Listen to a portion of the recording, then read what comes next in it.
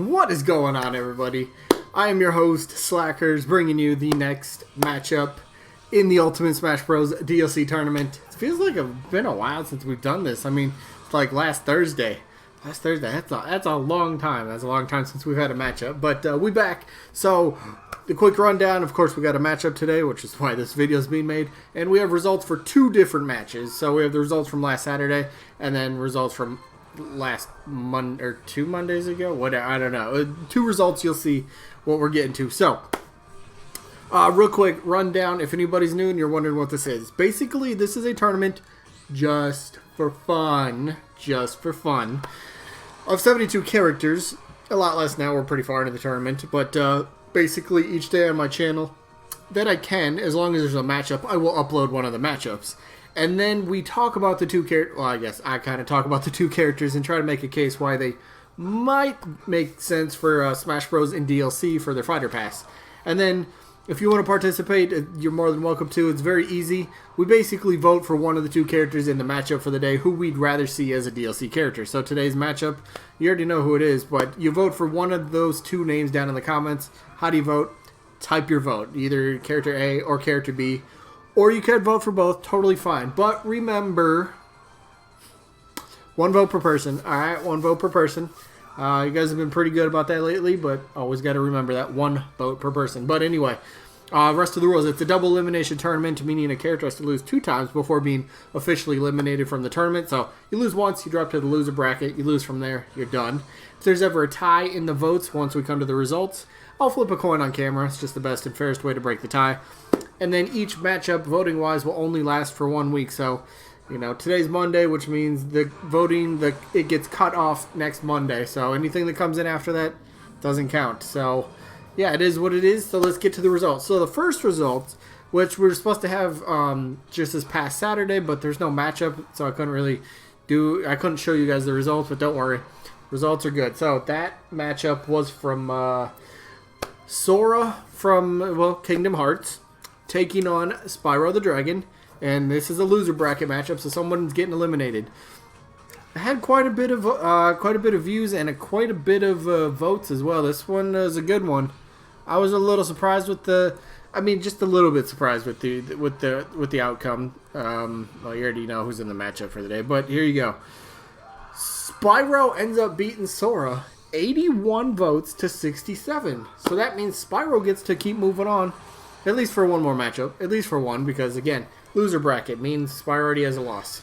And that means Sora loses, so Sora's done from the tournament. Bye-bye, Sora. You did pretty well. We'll have the results eventually, you know, from, like, top, you know, from everybody, you know, number of votes, what place they were. I'll have that in a future video at some point. Yeah, Sora did pretty decently, but Sora's done here. Sora has been eliminated. So that leaves us to, well, the results from last Monday. Who was the matchup? I mean, we already know Scorpion lost, but I mean, Scorpion made it close. Let's face it. Scorpion had 40 votes. All right, pretty good. But the problem was Shantae had 118 votes. That's the most amount of votes, right? For any character in this tournament. Shantae had 93 last round.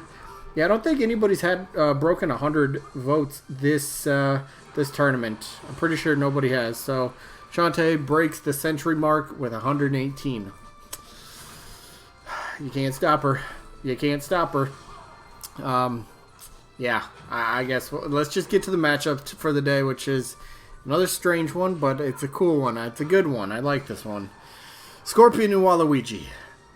Let's do this. Alright, first up, Scorpion.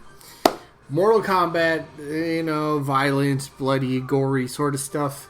I always say this because it's true. It's easy to do. You can tone down a mature sort of character who has that sort of stuff kind of associated with them. You can tone them down. That's not an issue. That's not an issue. Plus, I mean, you just don't add that sort of effect to the moveset. You just don't add the effects. You know, so, I mean, Scorpion's not going to come up and uppercut and all of a sudden, you know, Mario's jaw just breaks apart. That's not going to happen. It's just going to be a simple little uppercut, something like that. It's easy, alright? Mortal Kombat can still fit in Smash Bros. I 100% believe that. I believe that since the first time I ever really started talking about Mortal Kombat potentially being in Smash Bros. So, overall, Mortal Kombat, though, as a series, worldwide, it's known, it's extremely popular. again, it's not okay. It's not banned in Japan. I don't right. It's not banned. It's just it doesn't sell there or something. I was reading. I forget. Basically, it's not in Japan. The games don't get sold there, but you can still like buy them and bring them into the country or something. I don't remember. Somebody let me know that again down in the comments. But anyway, so it's not like Japan. I'm pretty sure. I'm sure is aware of what Mortal Kombat is. Again, it might not. It doesn't sell well there because, well, again, it just doesn't get sold there. But it doesn't mean you can't bring Mortal Kombat over into the country.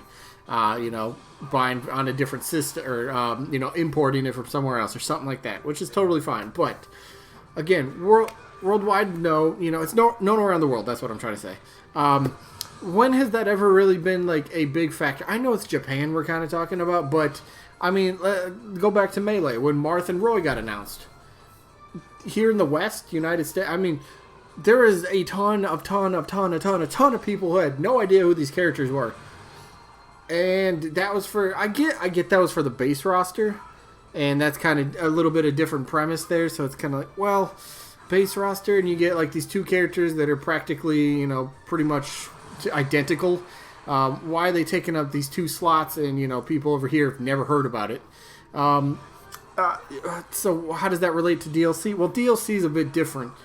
Nintendo is going to want to pick. Oh, they actually won. Wow, but Nintendo is going to want to pick characters.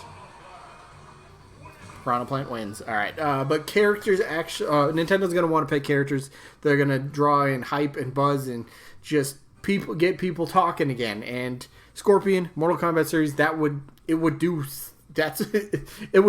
what Nintendo's trying to go for here.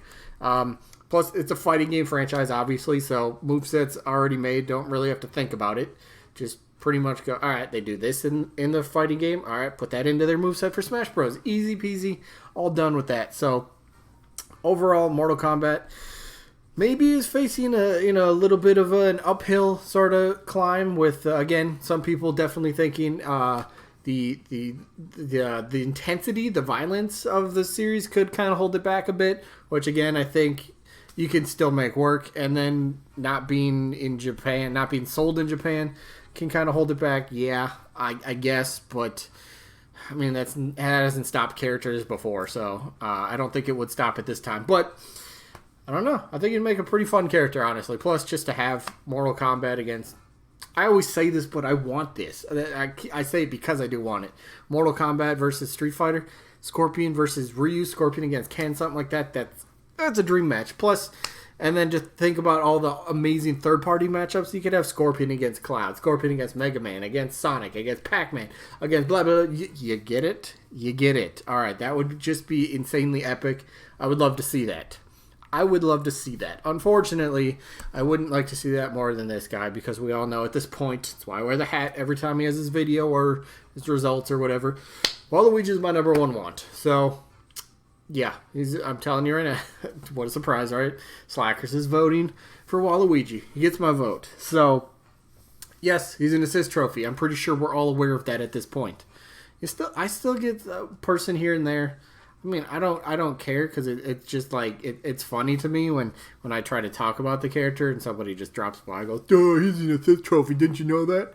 No, I had no idea. Thank you for opening the door. You showed me the way. I had no idea beforehand. Some people really they make me laugh. We'll put it like that. Some people give me a good chuckle. But Waluigi, why could and would he make sense? Well, this has been a big point that I've been trying to that I've been talking about lately with Wally. Going back to DLC. And the overall uproar that his assist trophy yet again caused, for him not being playable. Could Nintendo, because again, Nintendo was the ones that came up with this list. Could Nintendo have been maybe pushing? Again, they came up with the list, and then Sakurai chose the characters from the list. And somebody keeps telling me in the comments, back in his article, he hinted at, at the beginning of 2018, Sakurai said they were already planning the DLC. That's true. I still haven't seen a link to this article, so I don't know if that's true or not. But if it is true, it doesn't mean that all every single DLC fighter was picked at that certain time. I'm sure there was something that Nintendo might have had in their minds, and they were like, all right, let's go start some negotiations. Let's maybe get the ball rolling for potential, future. That could happen. That could have happened. I wouldn't rule that out, but again, why would Wally make sense? Potentially, Nintendo might have seen the uproar that he caused yet again, and they said, all right, here's the list of characters. Can you make movesets for them? But Nintendo could have also said, Sakurai, all right, you pick the characters, but we want to see Waluigi. They could say that. I'm just saying because, again, the whole thing, everyone wanted him and blah, blah, blah, blah, blah. Everyone's tired of hearing about it. People wanted to see him. This would be the best way for Nintendo to finally get to for the fans, quote-unquote Waluigi fans, to see if they actually want him in the game. He's first party, so any sales for the individual fighter pack and all that sort of stuff, Nintendo gets to keep themselves. They're not splitting that with other third-party companies. And having a first-party rep in the game for the fighter pass, I don't think it's too out of the question. I know a lot of people think it's going to be all third parties, but I still kind of think there might be a first-party character. I wouldn't be surprised if there's a first-party character in the fighter pass. I really wouldn't be.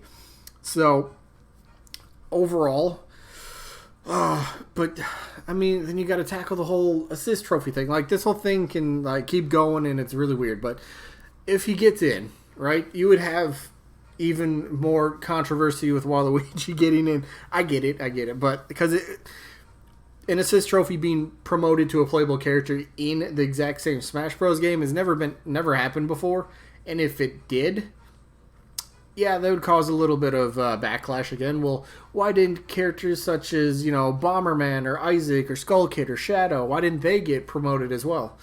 I mean, yeah, but to be fair, from all the articles you guys read, everything that goes around online, who caused more of an uproar? Who causes more of a just... Who just brings more controversy than any character? Waluigi. I'm not saying it's a good thing, but isn't that what Nintendo kind of wants with talking about DLC? They want people generating their own buzz and just really feeding it out into the public on social media all over the place. They want people to know that, hey, our game is doing this. Come check it out. We're putting this character in. Everyone's been asking for him. Let's see how well he sells. Again, it's DLC. It's optional. You don't have to buy it. Again, though, if you bought the fighter pass and you didn't want the character at all, I guess you're a little screwed there, but yeah. I don't know. Waluigi, though, interesting character, moveset. It can go several different ways. Kind of running over time, so I'm just going to kind of wrap it up. I already told you I'm voting for Waluigi, so let me know who you guys got down in the comments. You going to go Scorpion or Wally or both, which is totally fine. Again, remember, one vote per person, though. So that is it for this one. So sneak peek for tomorrow. It looks like Monday through Thursday this week we should have matchups every one of those days. But tomorrow we will get the results. Results back up here in the winners bracket. We should get the results for Bandana Waddle D against Crystal. And I'm excited because if Bandana D ends up winning that, we get a rematch with Shantae and Bandana D. That'd just be fun to see. So then we'll get the results for that, and then the loser of that will end up taking on Spyro, who, well, we just found out won his game today. So that is it. I hope you guys enjoyed. Remember, this is for fun, and yeah, peace out, everybody.